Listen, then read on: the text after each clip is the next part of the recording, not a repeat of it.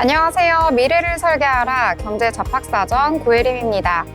한 주의 중반 수요일, 오늘은 그래도 증시가 좋아서요. 기분 좋게 경제 이야기 나눠볼 수 있을 것 같은데요. 오늘 밤도 두 분의 아나운서와 함께 경제 이야기 나눠보도록 하겠습니다. 오늘은 장진현, 윤자빈 아나운서와 함께합니다. 안녕하세요. 안녕하세요. 네, 그러면 미증시부터 확인하고 넘어가도록 하겠습니다. 미증시 같은 경우에는 변동성이 너무나도 큰 것 같습니다. 롤러코스터를 탄 것 같은 그러한 분위기 속에서 마감이 됐는데요. 이틀 연속 하락입니다. 자세한 분위기 한번 살펴보도록 할 텐데요. 진현 아나운서 전해주시죠. 네, 3월 10일 미증시 마감 시황 전해드립니다. 도널드 트럼프 미국 대통령의 관세 정책 혼란이 지속되면서 뉴욕 증시는 어제에 이어 오늘도 혼란 속에서 일제히 하락 마감했습니다. 이날 뉴욕 증시는 트럼프 대통령이 관세 정책 발언에 따라 냉탕과 온탕을 오가는 양상을 보였는데요. 개장 초만 하더라도 전날의 급락분을 만회하려는 등 강보합 흐름을 보이는 듯 했으나 트럼프 대통령이 캐나다산 철강, 알루미늄에 추가 25% 관세를 예고하면서 3대 지수 모두 낙폭을 키웠습니다.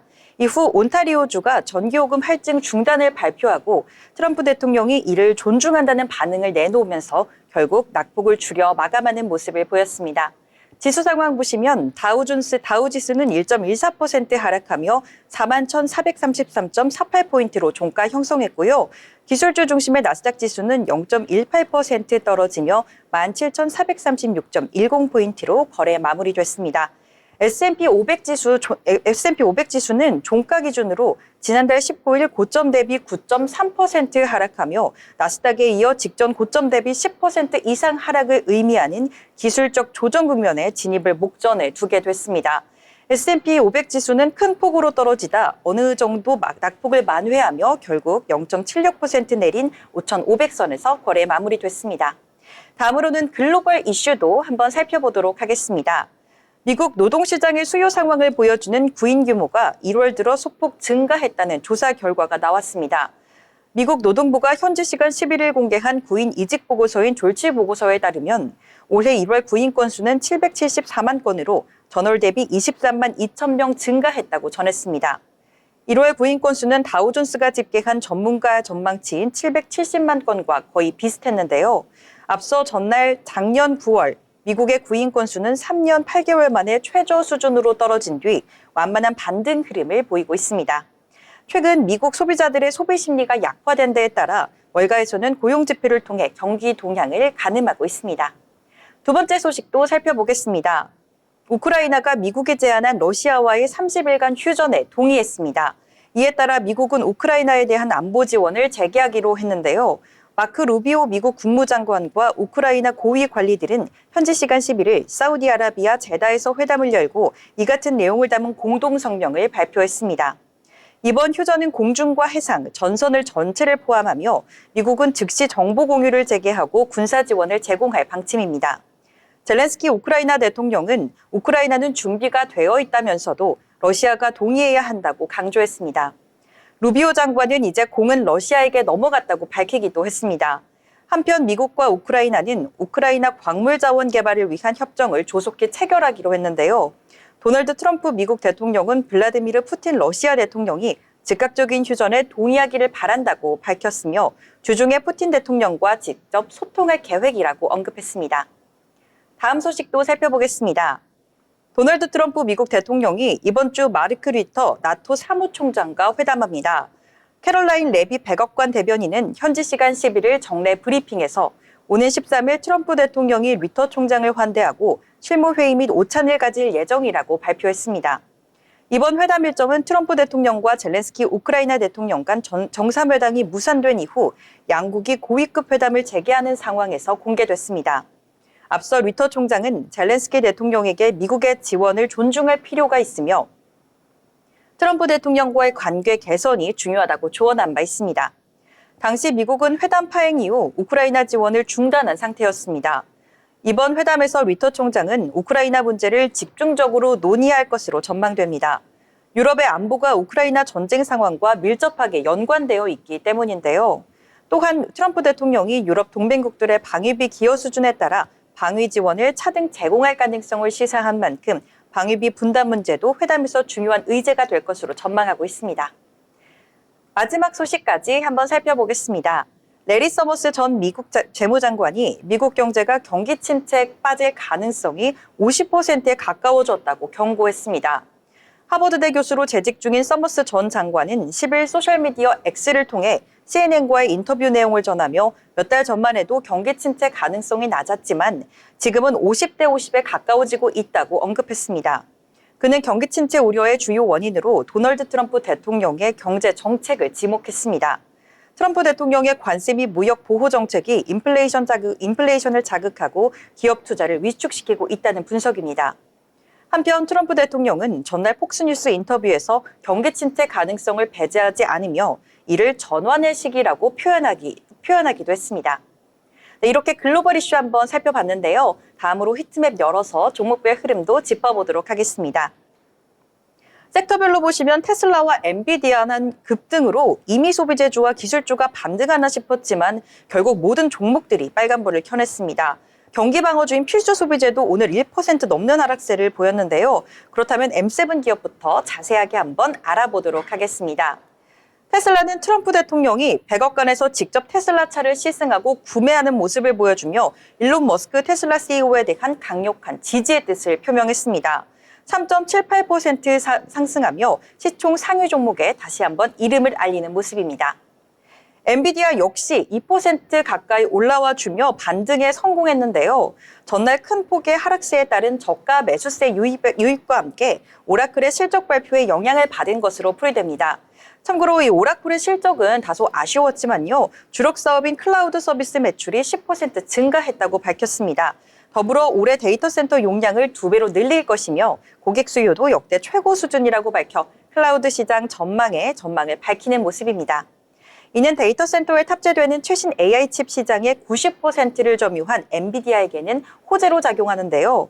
또한 오는 17일부터 21일까지 열리는 GTC 2025에 대한 기대감도 주가에 어느 정도 반영된 것으로 분석하고 있습니다. 반면 애플은 3% 가까이 하락했습니다. 어제도 4% 넘게 급락하며 고전을 면치 못하고 있는데요. 트럼프 대통령의 관세 정책으로 경기 침체 공포가 확산된 데다 특히 다음 달로 예정됐던 시리의 AI 출시를 내년으로 연기한 것이 타격이 컸습니다. 시티그룹은 올해 아이폰 판매에 대한 기대치를 전년 동기 대비 5% 증가해서 2%로 낮춰 잡았고 또한 애플이 트럼프 행정부로부터 관세 면제를 받지 못해 향후 전체 매출도 감소할 것으로 분석하고 있습니다. 마이크로소프트는 0.08% 소폭 올라왔고요. 아마존도 1%대 상승불 켜냈습니다. 메타 역시 1.29% 올라와주며 어제의 하락분을 일부 만회하는 모습입니다. 전체적으로 성장주인 기술주 대신 우량주와 가치주, 전통산업군이 이날 더 약세를 보였습니다. 경기방어주 성격의 통신회사 버라이즌이 6.58%, T모바일은 3.74% 떨어졌습니다. 월트 디즈니도 5%대 밀렸고요. 은행주 단에서는 아메리칸 익스프레스와 비자 등 카드 회사도 2% 하락률을 기록하며 시장 전방에 하방 압력을 가했습니다. 이날 월가에서는 비관론이 이어지고 있습니다. 미국 시티그룹은 미국 증시에 대한 투자 의견을 비중 확대해서 중립으로 하향 조정하기도 했는데요. 시티의 디르크 윌러 전략가는 앞으로 몇 달 동안 미국 경제에 나오는 뉴스 흐름이 다른 국가들에 비해 기대에 미치지 못할 것이라고 분석하고 단기적으로는 미국 예외주의가 다시 부각될 가능성은 작다고 언급한 바 있어 이 점도 투자하실 때 유의하시면 좋을 것 같습니다. 이상 미증시 마감 시황 전해드렸습니다. 네, 마감 시황 전체적으로 잘 살펴주셨습니다. 미증시 같은 경우에는 연일 좋지 못한 분위기 흘러가고 있습니다. S&P 500 지수 같은 경우에는 이제 조정 국면에 들어설 수 있다, 진입을 목전에 앞에 뒀다라는 말이 나오고 있는데요. 지난주 같은 경우에는 나스닥 지수가 고점 대비 10% 이상 더 떨어지게 되면서 조정 국면에 진입을 했습니다. S&P 500 지수도 곧 더 떨어지게 된다면 기술적 조정 국면에 들어가지 않을까 하는 우려가 나오고 있거든요. 이 부분까지 함께 체크를 해보시면 좋을 것 같습니다. 자, 이번에는 저희 기업들에 대해서도 함께 살펴보려고 하는데요. 자, 어떤 기업에 대해서 또 알아볼지 너무나 궁금합니다. 자, 자빈 아나운서 어떤 기업 소개해 주시나요? 네, 알아두면 쓸데 있는 기업 사전. 오늘 소개해드릴 기업은 엑슨모빌입니다. 엑슨모빌은 미국 최대 석유 기업으로 잘 알려져 있죠. 1870년 록펠러의 스탠더드 오일에서 출발했고 1999년 엑슨이 모빌을 흡수 합병했습니다. 이는 당시까지의 석유 산업 내 최고의 인수 비용을 들인 것으로 그 결과 엑슨모빌은 세계 최대의 석유 회사로서의 입지를 다지게 됐으며 지금의 모습에 이르게 됐습니다. 2017년부터 데로누즈 CEO가 엑슨모빌을 이끌고 있는데요. 현재 글로벌 에너지 시장에서 굉장히 중요한 역할을 하며 미국을 비롯한 전 세계에서 원유와 천연가스를 생산하는 기업입니다. 특히 최근 원자재 가격 상승과 친환경 에너지 전환 등의 변화 속에서도 지속적인 성장과 수익성을 유지하고 있습니다. 네, 최근에는 LG화학과 손잡은 소식도 들려왔는데요. 엑슨모빌은 미국 아칸주 주 리튬 염호에서 생산된 리튬을 약 3시간 거리에 있는 LG화학 테네시 공장으로 공급할 예정이라고 합니다. 엑슨모빌은 지난해 아칸소 염호를 인수해 그해 11월부터 직접 리튬 추출 기술로 리튬 채굴을 시작했는데요. 염호에는 전기차 5천만 대분 배터리 생산이 가능한 탄산 리튬 400만 톤이 매장된 걸로 추정됩니다. 또 주목할 점은 엑소모빌이 2026년부터 2030년까지 연간 투자 규모를 280억 달러에서 330억 달러로 늘릴 예정이라고 합니다.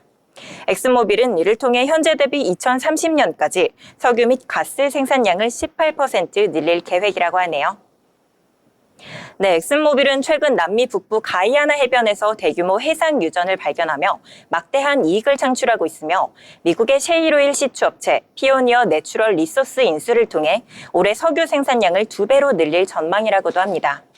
데로누즈 CEO는 증가된 프로젝트 투자 금액에 대해 30% 이상의 투자 수익을 창출할 것으로 예상된다면서 엑슨모빌이 저비용 유전에서 석유와 가스를 생산하는 데 초점을 맞춤으로써 독특한 경쟁 우위를 갖게 됐다고도 말했습니다. 엑슨모빌은 2030년까지 미국 최대 셰일 유전인 퍼미안의 생산량을 하루 230만 배럴로 3배 이상 늘리고 수익성이 좋은 가이아나 사업에서도 하루 130만 배럴을 생산할 계획이라고도 합니다. 엑슨모빌은 이른바 오일 메이저 기업 중 배터리 사업 진출에 가장 적극적인 곳이기도 한데요. 전통 석유 사업에 대한 투자는 이어가면서 전기차 시대 전환에 대비해 사업 다각화를 하고 있습니다. 이러한 흐름 속에 리스라이트 미국 에너지부 장관이 전임 행정부의 기후변화 적응 정책을 비난하며 미국이 대량 보유한 천연가스 생산을 지원하겠다고도 밝혔습니다. 미국 증시가 전체적으로 폭락장을 연출하고 있는 가운데 엑슨모빌의 주가는 비교적 상승 흐름 보였는데요. 앞으로도 미국의 천연가스 생산 지원에 힘입어 엑슨모빌은 좋은 행보 보일 것 같습니다. 오늘의 기업 브리핑은 여기까지입니다. 앞으로도 더 좋은 소식 들고 찾아오겠습니다. 네, 세계 최대의 석유 회사죠. 엑슨모빌입니다. 트럼프 2기 정부가 들어서면서 더욱더 수혜를 볼 것이다라는 기대감을 안고 있는 기업인데요. 참고해서 투자하시길 바라겠습니다. 자, 이번에는 저희 뉴스 한번 살펴볼 시간인데요. 뉴스 그 안에서도 경제면 함께 보도록 하겠습니다. 자, 오늘 어떤 내용 준비하셨나요? 네, 오늘 신문에서 발간된 뉴스를 전해드리는 뉴스 브리핑 시간입니다. 먼저 첫 번째 소식부터 바로 살펴보겠습니다. 미국 하원이 해외 적대국 배터리 의존도 감소법을 통과시켰습니다. 이번 법안은 국토안보부 DHS 자금이 투입된 미국 내 프로젝트에서 중국산 배터리 사용을 금지할 수 있는 규제 내용을 담고 있으며 미국 내 CATL, BYD, 엠비전 에너지, EVE, 하이툼 에너지, 고션 하이테크 등 중국 배터리 선두 6개 업체가 대상입니다. 법안이 상원을 통과해 발효되면 2028년 10월부터 DHS와 관련된 미국 프로젝트에서는 이들 중국산 배터리의 사용이 원천 차단될 예정입니다. 이미 미국은 중국산 배터리에 45%의 관세를 부과하고 있으며 전기차 분야에서는 중국산 배터리 수입이 근본적으로 불가능한 상황입니다. 이에 따라 미국 내 ESS 프로젝트에 중국산 배터리를 대체할 수단으로 한국 및 일본 기업의 제품 주문이 몰릴 가능성이 제기되고 있습니다. 국내 배터리 업체인 LG 에너지 솔루션은 ESS용 LFP 배터리 양산에 돌입했으며 삼성 SDI와 SK온 역시 LFP 생산을 앞두고 있는 것으로 알려졌습니다. 다음으로 두 번째 소식도 살펴보겠습니다. 미국이 10일 철강 알루미늄 제품에 25% 관세를 부과를 예고함에 따라 금융당국이 국내 철강 산업의 피해와 리스크를 점검하기 시작했습니다. 금융감독원은 10일 금융안정지원국을 중심으로 철강 산업의 현황과 위험 요소를 면밀히 진단하며 대외 요인이 미칠 영향을 주시하고 있습니다. 한편 트럼프 대통령은 미국 동부 시간 기준 12일 0시부터 철강 알루미늄 제품에 25% 관세를 전면 부과하겠다고 밝혔습니다.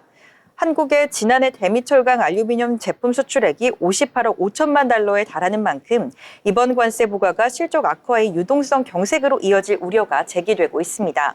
또한 미 상무부는 166종 철강 알루미늄 파생 상품에도 동일한 관세를 적용할 방침이어서 중소, 소재, 부품, 장비 업체까지 영향을 받을 것으로 보여집니다. 국내 철강 업체에서는 이번 규제가 대미 철강 수출 쿼터 263만 톤 규제가 사라지는 등 오히려 기회로 작용할 수도 있다라고 분석하기도 하는데요. 중국의 감산 움직임 역시 호재로 평가되고 있습니다. 세 번째 소식입니다. 은행권 가계대출에서 고정금리 대출 비중이 급증하면서 고정금리 대출을 받은 영끌족들이 밤잠을 설치고 있다는 소식입니다. 정부가 2023년부터 고정금리 대출 확대를 핵심 과제로 추진하면서 금융소비자들의 낮은 금리 유혹에 이끌려 집중적으로 고정금리 대출을 선택했습니다. 한국은행은 경제통계 시스템에 따르면 작년 신규 가계대출 중 고정금리 비중은 31.3%였던 것이 올해 58.2%로 급격히 상승했으며 전체 가계대출 내 고정금리 비중은 62.1%로 역대 최고치를 기록했습니다. 5대 시중은행에서 취급한 신규 가계대출 약 278조 원이 연 4에서 6% 고정금리에 묶여있는 것으로 분석되며 전체 고정금리 대출액은 300조 원을 훌쩍 넘을 것으로 추정됩니다. 네 번째 소식입니다. 제4 인터넷 전문은행 경쟁이 이번 달 25일부터 시작됩니다. K뱅크, 카카오뱅크, 토스뱅크에 이어 더존뱅크, 한국소호은행, 유뱅크, 소소뱅크, AMG뱅크 컨소시엄 등 총 6곳이 예비인가 신청서를 제출하며 농협은행과 신한은행 등 기존 시중은행도 참여해 경쟁이 치열해질 전망입니다. 금융당국은 이번 심사에서 비수도권 중소기업 소상공인 대출 항목을 평가에 포함시키며 차별화된 금융 지원 방안을 강조하지만 현재 인터넷은행들은 중저신용자 대출 확대 설립 취지와 달리 주택담보대출에 집중하고 있어 제4 인뱅도 같은 길을 가게 될지 주목되고 있습니다. 한편 인터넷은행 3사 가계대출 잔액은 2021년 33조 원을 넘어 2023년에는 69조 원 이상으로 증가했으며 주담대 비중도 크게 늘어나고 있습니다. 금융당국은 제4 인뱅인가 시 자본 규모와 신용평가 모델 등 경쟁력 요소를 면밀히 검토할 예정입니다. 다음으로 마지막 소식까지 한번 살펴보도록 하겠습니다. 닛산자동차의 우치다 마코토 사장의 실적 부진과 혼다와의 경영통합 무산에 대한 책임을 지고 이달 말 퇴임합니다. 닛산 이사회는 11일 우치다 사장을 포함한 주요 고위 임원들의 교체를 결정했습니다. 신임 사장으로는 멕시코 출신의 이반 에스피노사가 임명됐으며 그는 글로벌 상품기획 부문을 주도해온 인물입니다. 우치다 사장은 2019년부터 회사를 이끌어왔으나 닛산은 올해 회계연도에 800억엔, 우리 돈 약 7,800억 원의 순손실을 기록할 것으로 예측되고 있으며 경영난 속에서 교체가 단행된 것으로 보여집니다. 특히 혼다와의 경영통합 협상이 무산된 것도 사장 교체의 주요 원인으로 꼽히고 있는데요. 닛산과 혼다는 지난해 12월부터 지주회사 체제 아래 통합을 의논했으나 구조조정 문제 등으로 의견 차이를 좁히지 못하고 지난달 협상이 결렬됐습니다. 닛산의 새 경영진은 실적 회복과 함께 혼다와의 관계 재설정이라는 과제를 떠안게 됐습니다. 니케이는 경영체제 쇄신과 함께 혼다와의 재협 가능성도 검토 중에 있다고 전했으며 NHK는 새 경영진이 빠른 시일 내 전략을 내놓아야 하는 중대한 기로에 섰다고 분석하기도 했습니다. 업계는 닛산의 향후 전략 변화와 혼다와의 관계, 협상 가능성에 주목하고 있습니다. 이상 뉴스 브리핑 전해드렸습니다. 네, 여러 가지 뉴스들 잘 정리를 해주셨습니다. 특히 최근 들어서 관세 이야기 계속 나오고 있는데요. 철강과 알루미늄에 예외 없이 25%의 관세를 적용하겠다라는 소식이 전해지긴 했는데 이것이 우리 기업들에게 악재로 작용하는 것은 아니라고 합니다. 어차피 전 세계에 있는 모든 철강과 알루미늄에 25% 관세를 부과하기 때문에요. 오히려 국내 철강 업체들이 더욱더 수출을 할 수 있는 길이 넓어질 수도 있고 또 상한선이 없어지기 때문에 오히려 다른 국가와의 가격 경쟁력 측면에서 더욱더 우위를 점할 수 있다라는 내용도 함께 나오고 있거든요. 이 부분까지 함께 체크하시길 바라겠습니다. 더불어본 방송에서 제공하는 정보는 투자 판단을 위한 조언일 뿐 해당 종목의 가치, 상승과 하락에 대해서는 보장하지 않습니다.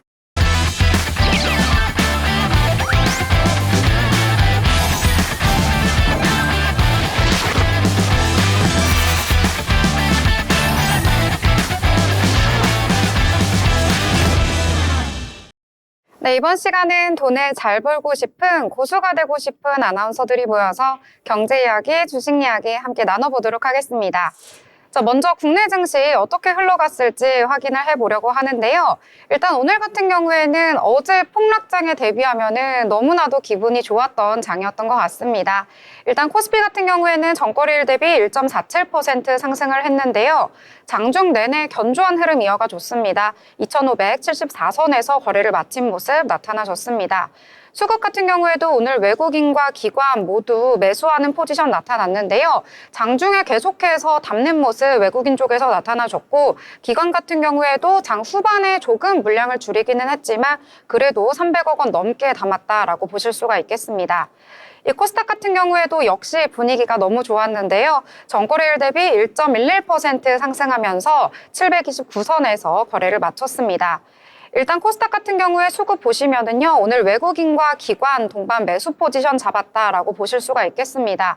외국인 같은 경우에는 오전 중에 계속해서 매도하는 흐름 나타났었는데요. 오늘 오후 2시를 기점으로 매수 전환한 이후에 조금 더 물량을 담았다라고 보실 수가 있겠고, 기관 같은 경우에는 오후 들어서 조금 물량이 빠지기는 했지만요. 그래도 92억 원 매수 우위 보였다. 이렇게 정리를 해볼 수가 있을 것 같습니다. 상단에 위치한 종목들도 살펴보시면은요, 시가총액 상단에 위치한 종목들 오늘 대부분이 빨간불 켜는 모습 보여줬습니다. 특히 코스피 시장에서는 반도체 투톱이 굉장히 강한 흐름 보여줬는데요. 삼성전자와 SK하이닉스가 오늘 강하게 상승을 해주면서 지수를 이끌었다라고 보실 수가 있겠습니다.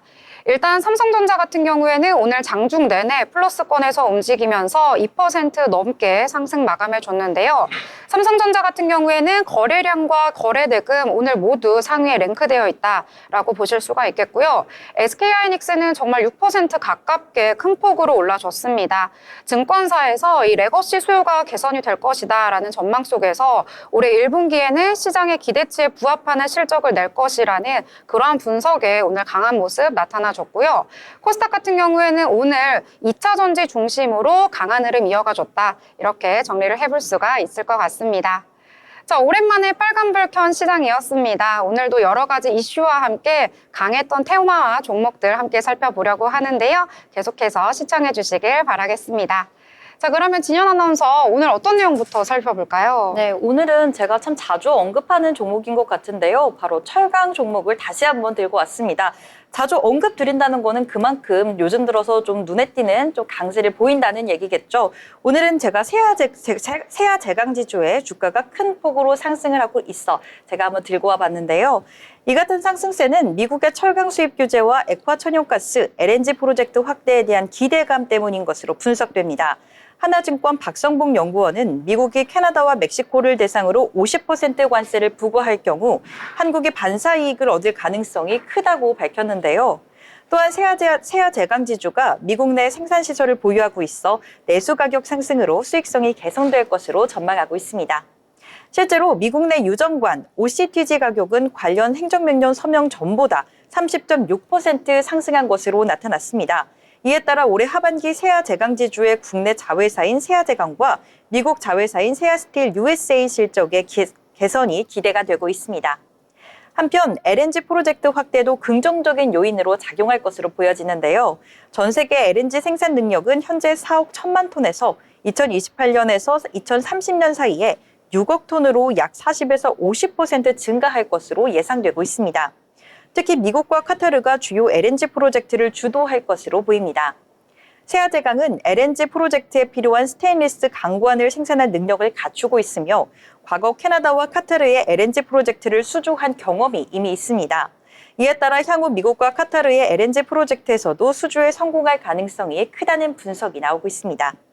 금융감독원 전자공시 시스템에 따르면 세아제강지주는 지난해 3분기 연결 재무제표 기준 누적 매출 2조 7,525억 원, 영업이익 1,736억 원을 기록한 바 있습니다.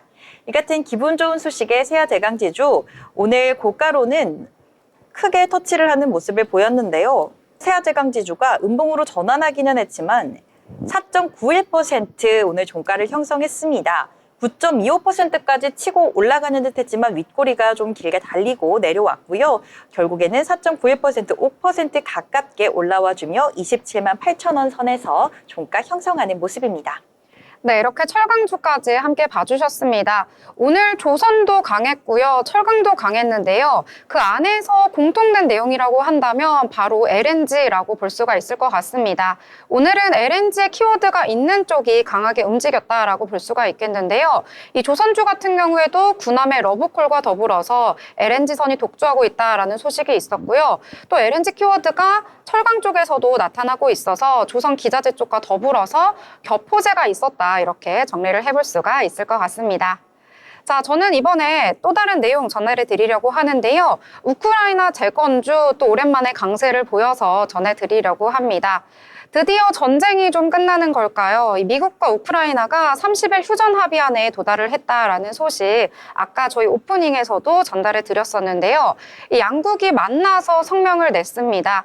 일단 우크라이나는 미국이 제안한 이 30일간의 임시 휴전을 수락할 준비가 됐다라고 하면서 당사자들의 상호 합의에 따라서 연장이 될 수도 있다라는 내용을 전했는데요. 일단은 우크라이나와 미국 간의 협의이기 때문에 이를 러시아가 받아들이기를 원한다라는 내용을 전달했다고 합니다. 자, 그리고 미국은 러시아의 상호주의가 평화 달성의 열쇠다라는 점을 강조하기도 했고요. 러시아와 소통을 원한다라고 전했다고 언론은 전달을 했습니다. 또 미국은 서로 이제 휴전을 해서 전쟁이 마무리될 경우에는 이 정보 공유는 즉시 해제를 하겠다라고 전했고요. 또 우크라이나에 대한 안보 지원을 재개하겠다라고 약속을 했다고 전해졌는데요. 자, 일단은 30일간 전쟁이 멈추기는 했는데 여기서의 포인트는 두 가지다라고 볼 수가 있겠습니다. 자, 일단은 미국과 우크라이나가 합의를 했다고 하더라도 이것을 러시아의 푸틴이 받아들일 것이냐 이것을 중점적으로 봐야 하고요. 또 하나는 전쟁이 마무리가 된다 하더라도 일단은 미국이 자국 우선주의를 내세우고 있기 때문에 이제 전 세계의 평화는 각국이 지켜야 한다라는 기조는 계속될 것으로 분석이 나오고 있습니다. 이에 따라서 유럽에서는 국방비를 늘려야 한다. 이제는 우리 힘으로 우리를 지켜야 한다라는 의견이 계속해서 나오면서 이 국내 K방산에 대한 매력도 여전히 커지고 있는 상황인데요.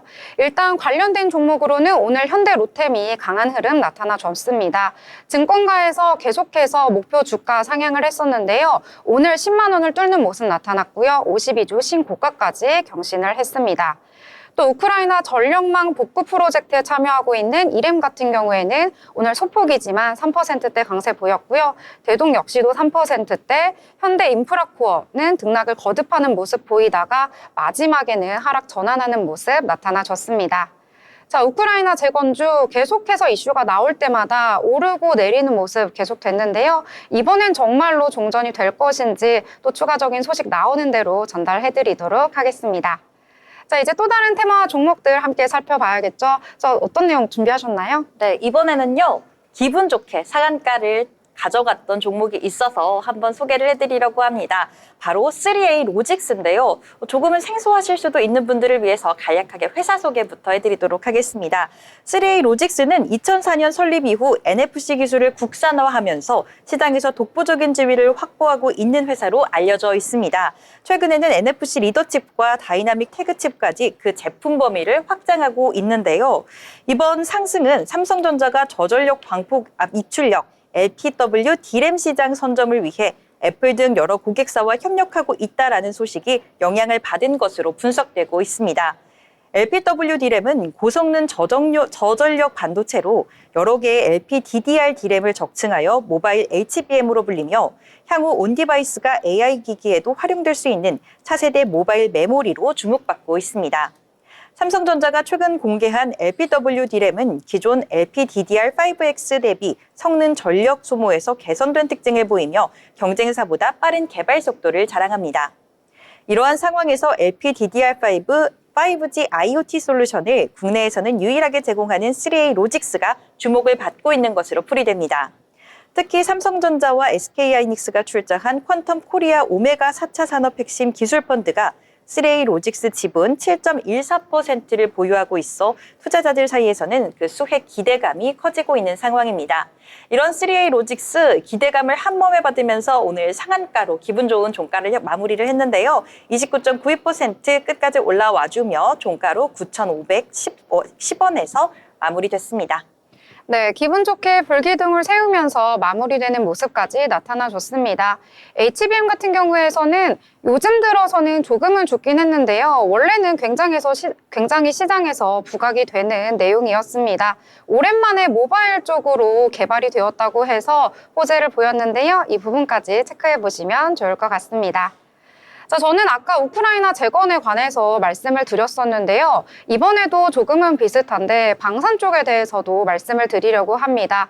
자, 아까 우크라이나 재건 말씀드리면서 이제 유럽 쪽에서는 자신들의 힘을 키우기 위해서 더욱더 K 쪽에 더 집중을 할 것이다 라고 말씀을 드렸는데 이 방산 쪽에서도 앞으로 계속해서 자금을 투입할 계획이다 라는 내용이 또 한 번 전해지기도 했습니다. 특히 오늘 장에서는 오후로 가면서 방산 쪽으로 수급이 쏠리는 모습까지 나타나기도 했는데요. 일단 트럼프 대통령이 나토 회원국들에게 연일 방위비 증액을 하라고 압박을 하고 있습니다. 이에 따라서 유럽 등지에서 무기 수요가 증가할 것이다 라는 전망은 계속해서 나오고 있는데요. 국내 방산업체들 같은 경우에는 저희가 방송에서도 계속 언급을 해드렸지만 너무나도 가성비가 좋다. 그리고 너무 단기간에 잘 만들기 때문에 K방산 업체들에 대한 기대가 크다라고 말씀을 드렸습니다. 자, 그래서 유럽의 방위비가 증액되게 된다면 이 국내에 있는 업체들에게 여러 가지 수주가 갈 것이고 이에 따라서 주가도 급등할 것이다 라는 전망이 지배적인데요. 오늘은 또 리포트가 하나 나왔습니다. 이 한국투자증권이 현대 로템에 대해서 여러 가지 분석을 내놨는데요. 일단은 확대되는 유럽의 무기체계 수요에 대해서 직접적인 대응이 가능한 기업이다라고 말을 했고요. 또 폴란드와 K2 전차 2차 계약 자체뿐만 아니라 현지에 이 생산 거점을 마련한다는 점 역시도 긍정적이다라는 평가를 내놓기도 했습니다. 수출 자체뿐만 아니라 현지에서 생산하는 것 자체도 굉장히 높게 평가를 한 것인데요. 또 KB증권에서도 또 다른 리포트를 내놨습니다. K2전차의 폴란드 2차 계약 4월 중에 체결이 될 것인데 이것이 정말로 실현이 되게 된다면 이 세계 최고 수준의 성능에 플러스 경쟁 제품과에서도 현저한 가격 차이가 있기 때문에 정말 넘버원의 기업이 될 수 있을 것이다 라는 분석을 내놓기도 했습니다. 자, 그리고 고정비 감소도 지속될 것이기 때문에 현지에 공장을 생산하게 된다면 여러 가지 비용까지 절감할 수 있어서 앞으로의 영업이익도 더욱더 크게 늘어날 것이다 라는 기대를 내놓기도 했는데요. 자, 아까 현대 로템 오늘 굉장히 좋은 흐름 보여준다고 말씀드렸는데요. 방산 쪽에서도 겹 호재가 일어나면서 오늘 불품 수급이 쏠리는 모습이 나타났고요. 또 우리기술과 하나 에어로스페이스까지 오늘 장에서 굉장한 강세를 보였다. 이렇게 정리를 해보도록 하겠습니다. 자, 그러면 마지막으로 또 다른 테마들 한번 살펴보려고 하는데요. 자, 이번엔 어떤 내용일까요? 네, 지금은 또 제가 삼성중공업에 대해서 한번 언급을 해보려고 하는데요.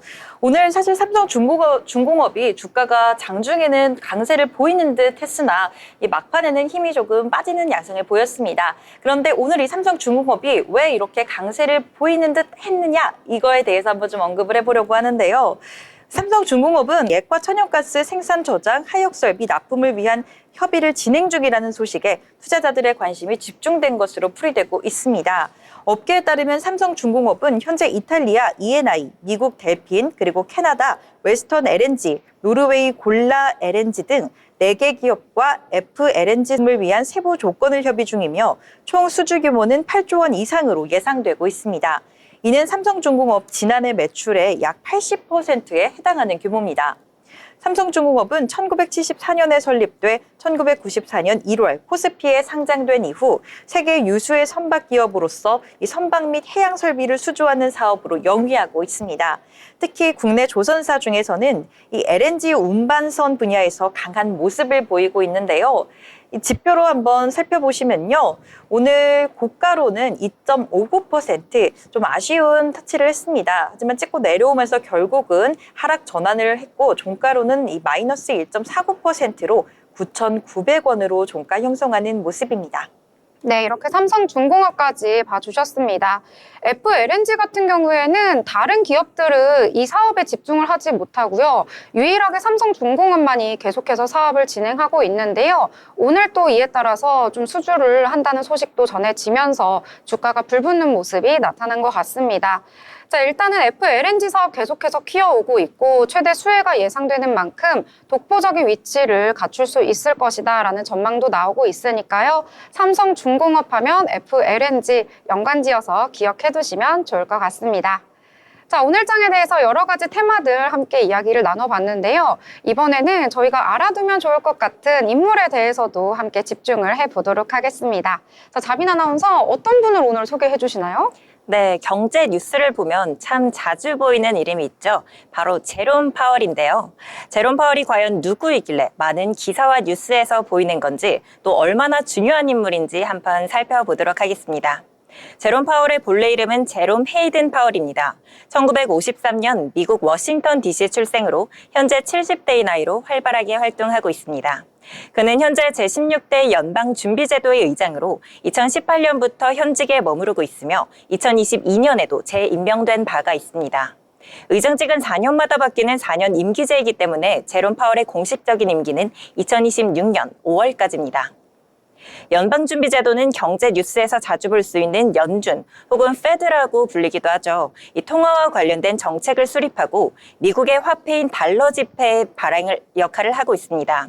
동전의 경우는 미국 연방정부가 담당하고 있기 때문에 연준에서는 지폐만을 발행하고 있습니다.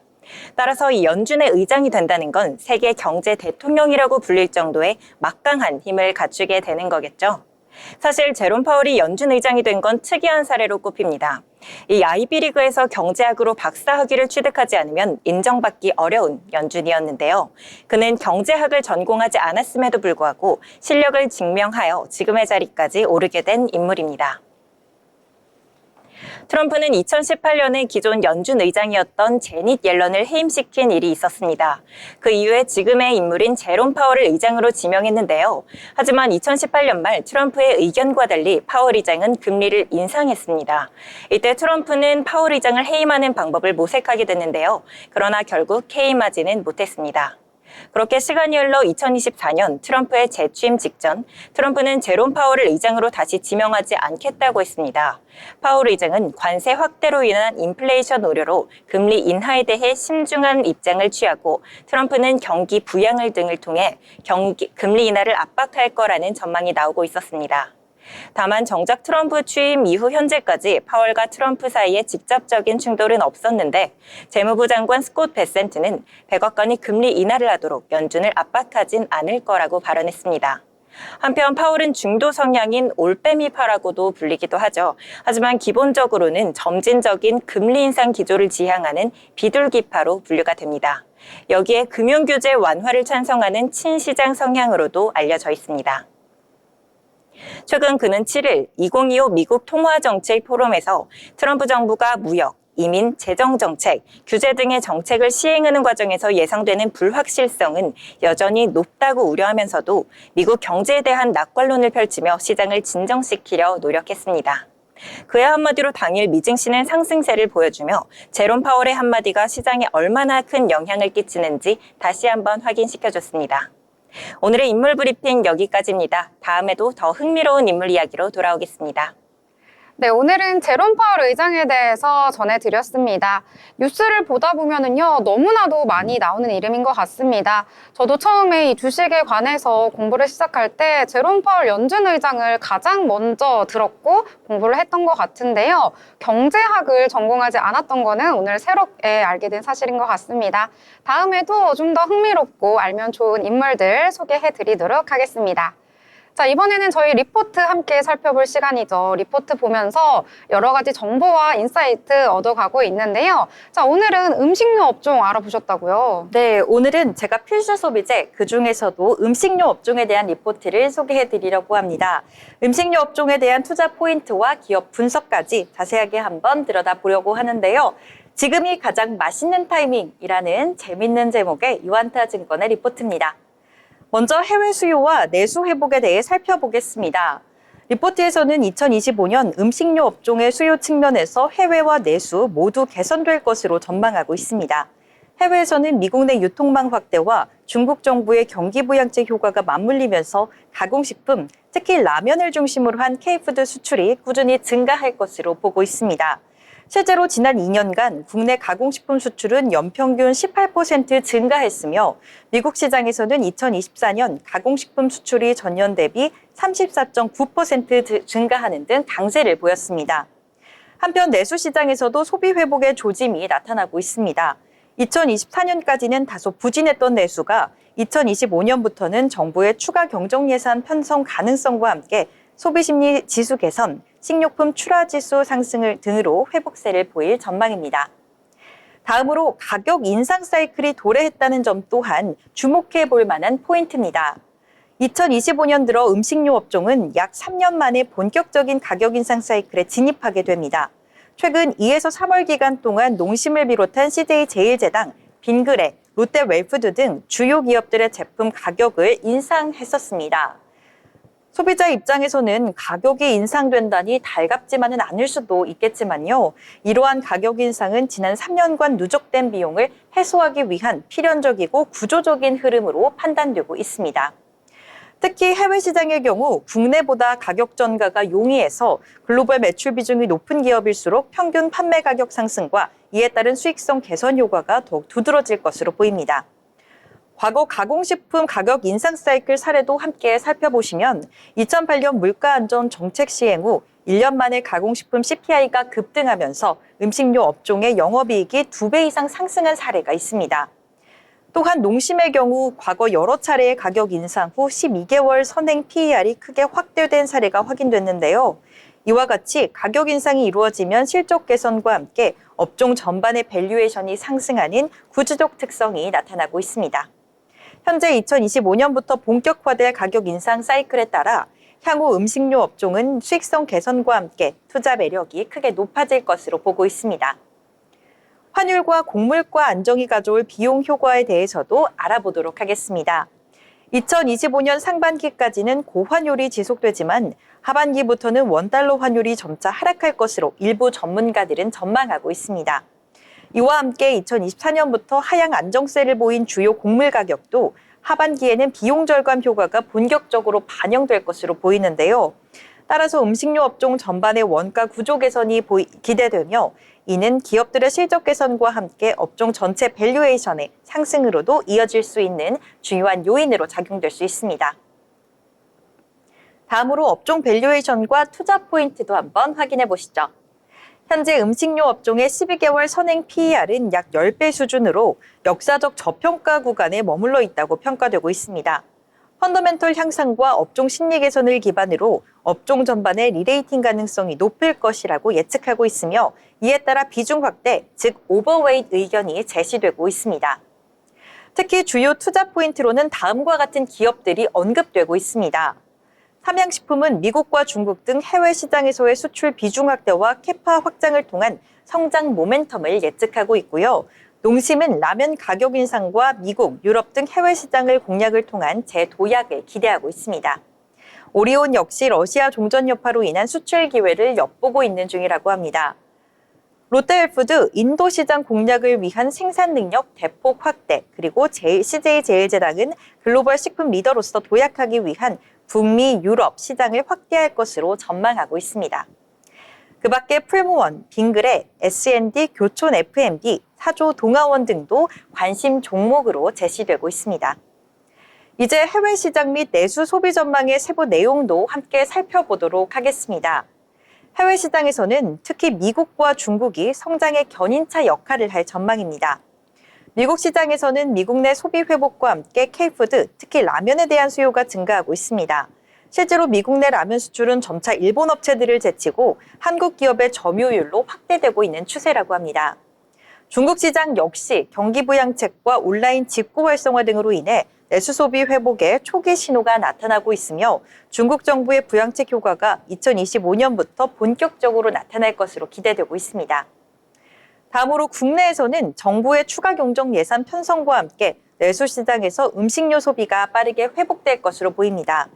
최근 음식료 소매 판매액과 식료품 출하 지수는 3개월 연속 개선되고 있으며 온라인 유통 채널의 매출 비중도 빠르게 확대되고 있습니다.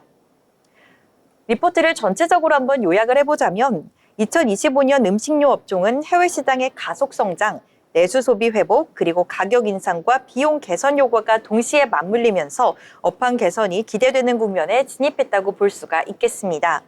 현재 업종의 PER이 역사적 저평가 구간에 머물러 있는 만큼 펀더멘털의 안정성과 함께 앞으로의 리레이팅 가능성이 매우 높을 것이라고 전망하고 있는데요. 이 점도 함께 참고하시면서 투자에 참고하시면 좋을 것 같습니다. 이상 투자 리포트 전해드렸습니다. 네, 오늘 음식료 업종에 대해서 폭넓게 분석을 해주셨습니다. 리포트 이름부터가 너무나도 재밌는데요. 유통업계에서는 최근 들어서 식음료에 대해서 가격 인상을 하고 있습니다. 저희가 방송에서도 올해 들어서 라면과 가공식품 점점 가격이 올라가고 있다라고 말씀을 드렸었고, 농심 같은 경우에는 6일 날 라면 등 주요 제품들의 가격을 인상을 했다라고 전해드리기도 했었는데요. 외국인 같은 경우에는 CJ제일제당을 비롯해서 농심까지 이달 들어서 순매수하는 물량이 점점점 커지고 있습니다. 역시 K-팝, K-드라마에 이어서 K-푸드까지 전 세계적으로 인기를 끌고 있는 만큼 식음료 업종에 대해서도 살펴보면 좋을 것 같다라는 리포트 연일 나오고 있는데요. 함께 투자하실 때 참고하시길 바라겠습니다. 더불어 본 방송에서 제공하는 정보는 투자 판단을 위한 조언일 뿐 해당 종목의 가치, 상승과 하락에 대해서는 보장하지 않습니다.